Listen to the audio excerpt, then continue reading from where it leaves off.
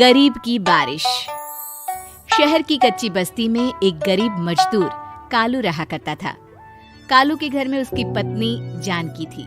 जानकी लोगों के घरों में झाड़ू पोछा करके कुछ पैसे कमा लेती थी और वहीं कालू किसी तरह मेहनत मजदूरी करके 2 वक्त की रोटी का जुगाड़ कर लेता था।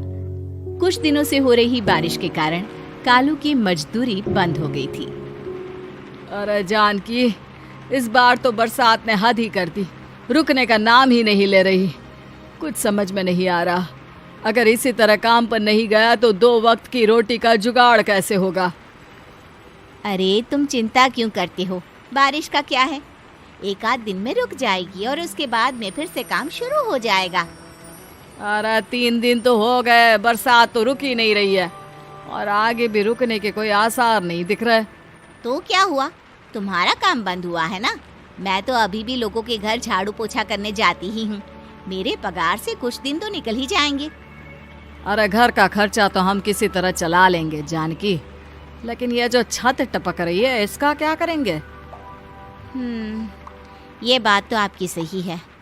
हमारी झोपड़ी अब काफी पुरानी हो चुकी है और इसके छप्पर में भी कई सारे छेद हो गए हैं। रात भर पानी टपकता रहता है। अरे मैं भी इसी बात से बहुत परेशान रहता हूँ। कहीं किसी दिन ज्यादा बारिश आ गई तो हमारी झोपड़ी टूटकर बिखर ना जाए। राम राम राम, ऐसी अशुभ बातें क्यों करते हो? अरे ऐसा कुछ नहीं होने वाला।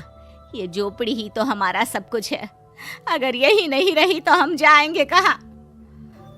ठीक है जानकी, जब तुम्हारी पगार मिल जाएगी तो कुछ पैसे बचाकर झोपड़ी के छप्पर की मरम्मत करवा लेंगे। शायद हमारी परेशानी कुछ कम हो जाए। ठीक है जी, अब ना ज्यादा परेशान मत हो। ये लो, खाना खा लो और सो जाओ, सुबह मुझे भी जल्दी काम पर जाना है। जानकी और कालू अपनी झोपड़ी में सो गए। रात को अचानक से बहुत तेज बारिश शुरू हो गई। धीरे धीरे बारिश का पानी कालू की बस्ती में भरने लगा। पानी भरते भरते झोपड़ी के बाहर तक पहुंच गया था। सुबह के वक्त जब कालू और जानकी सोकर उठे, हे भगवान, ये क्या हो गया? बारिश का पानी तो हमारे घरों तक पहुंच चुका है। अब मैं काम पर कैसे जाऊंगी? रहने दो जानकी, तुम आज काम पर मत जाओ। ऐसे पानी से निकल कर जाओगी और बीमार पड़ गई तो लेने के देने पड़ जाएंगे। लेकिन अगर नहीं गई तो मालकिन लोग नाराज हो जाएंगे।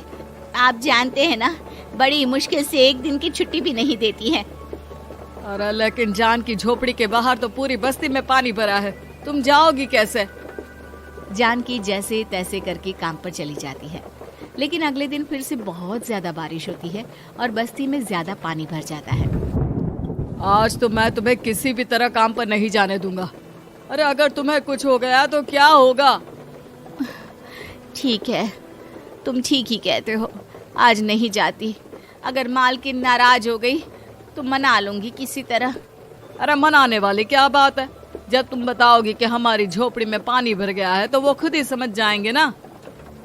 अगले 2 दिन तक तेज बारिश होने की वजह से जानकी, कालू और आसपास की बस्ती में रहने वाले सभी लोगों के घरों में पानी भर जाता है, जिसकी वजह से जानकी काम पर नहीं जा पाती। और 3 दिन के बाद जैसे ही जानकी काम पर पहुंचती है, कहाँ थी तुम? पिछले 3 दिनों से काम पर क्यों नहीं आई? मैम साहब, क्या बताऊं, इतनी ज्यादा बारिश हो रही थी, हमारी पूरी बस्ती में पानी भर गया है और उससे भी ज्यादा तो मेरी झोपड़ी के अंदर पानी भर गया। आप ही बताइए कैसे आती मैं? इसका मतलब ये हुआ कि बारिश होगी तो तुम काम पर नहीं आओगी? ना ना, मेरे कहने का ये मतलब नहीं था मैम साहब। तुम जानती भी हो 3 दिन से कितनी परेशानी हो रही है मुझे। सारा काम मुझे खुद करना पड़ा। माफ कर दीजिए मालकिन जी, पर मैं क्या करती, आने के लिए रास्ता ही नहीं था, सब जगह पानी भरा हुआ था। बहाने तो तुझे बहुत बनाने आते हैं। जानकी देख, अगर अगली बार ऐसा किया ना तो फिर काम से हमेशा के लिए छुट्टी। अरे ना ना मालकिन, ऐसा मत कीजिए। बारिश की वजह से मेरे पति की मजदूरी भी छूट गई है। बड़ी मुश्किल से घर में 2 वक्त खाने की रोटी का जुगाड़ हो पाता है। आप मुझे काम से निकाल देंगे तो हम क्या खाएंगे? अगर इतनी ही चिंता है तो फिर रोजाना काम पर आया करो। चलो अब जल्दी से जाकर घर का सारा काम करो।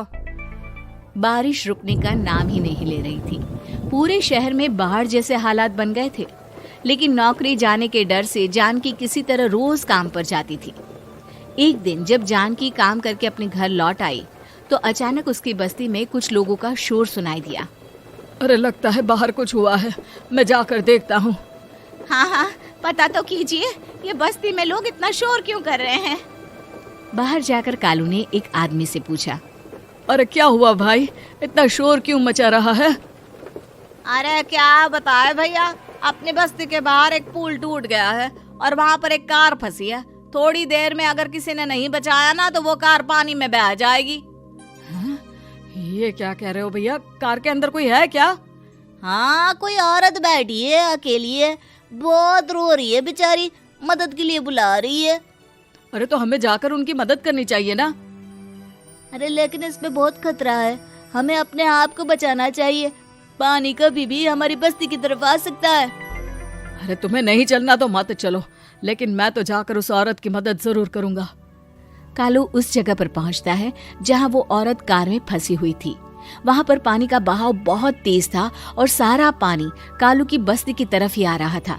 कालू ने एक बड़ी सी रस्सी को पेड़ से बांध दिया और दूसरे सिरे को कार की तरफ फेंक दिया और उस औरत को रस्सी के सहारे बाहर आने के लिए कहा। तभी वहां जानकी भी दौड़ती हुई आई। अरे ये तो मेरी मालकिन है, जिनके यहाँ मैं काम करने जाती हूँ। अरे मैडम जी, आप डरिएगा मत, आपको कुछ नहीं होगा। आपकी गाड़ी को भी मैंने रस्सी से बांध दिया है। थोड़ी देर में पानी का बहाव कम हो जाएगा, फिर हम आपकी कार को भी बाहर निकाल लेंगे। क्या तुम जानकी के पति हो? हाँ हाँ, जानकी मेरी ही पत्नी है, आपके यहाँ काम करती है ना। लेकिन मेम साहब, आप यहाँ पानी में कैसे फंस गई? अब क्या बताऊं, मैं अपनी सहेलियों के साथ पिकनिक पर गई थी, वहीं से लौट रही थी। अचानक पानी का बहाव तेज हो गया और मेरी गाड़ी फंस गई। अरे कोई बात नहीं मालकिन, अब ना आप बिल्कुल सुरक्षित हैं।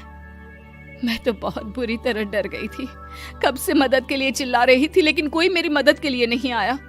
भला हो तुम्हारा पति का जिसने मेरी जान बचा ली। लेकिन जानकी, मैंने तुम्हारे साथ बहुत गलत व्यवहार किया। इतने खराब मौसम और बाढ़ में भी तुम्हें काम पर आने के लिए कहा, नौकरी से निकालने की धमकी भी दी, और तुमने मेरी जान बचाई। मुझे माफ कर दो। अरे कोई बात नहीं मालकिन, आपकी जान बचाना तो हमारा धर्म था। देखो जानकी, तुम्हारी झोपड़ी में जो भी नुकसान हुआ है उसके लिए मैं तुम्हें पैसे दूंगी। आज तुम्हारे पति ने मेरी जान बचाई है और आज के बाद मैं तुम्हें कभी भी नौकरी से निकालने की धमकी नहीं दूंगी। आज मैं तुम्हारी परेशानी को अच्छी तरह समझ चुकी हूँ। हम जैसे पैसे वाले लोगों के लिए अपने घर में बैठकर बारिश का मजा लेना बहुत आसान है, लेकिन तुम गरीब लोगों के लिए बाढ़ और बारिश काफी परेशानी खड़ी कर देते हैं। ये बात मुझे आज अच्छी तरह समझ आ गई है। आपका बहुत बहुत धन्यवाद मालकिन।